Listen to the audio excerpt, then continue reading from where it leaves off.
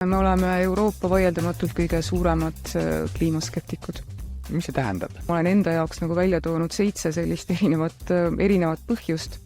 Et alates sellest, et see juhtub meiega, et see ei juhtu siin ja praegu, see juhtub kusagil kaugel. Et meil on ennast raske selle kliimamuutusega siduda.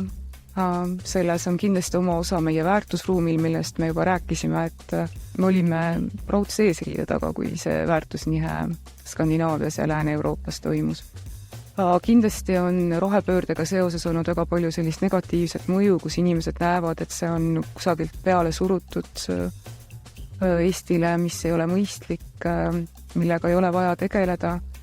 Mingil põhjusel ei suudeta näha, eestlased on väga suur metsarahvas, nagu me teame, ja nagu heas mõttes ja väga hoolib tegelikult, kui küsida, et kui oluline on keskkond ja loodus, siis ma ei tea, ei ole inimest, kes ei arva, et see ei ole oluline, aga millegipärast ei suudeta näha seost kliimamuutuse ja siis tegelikult meie vahetus looduskeskkonnas aset leidvate protsesside vahel.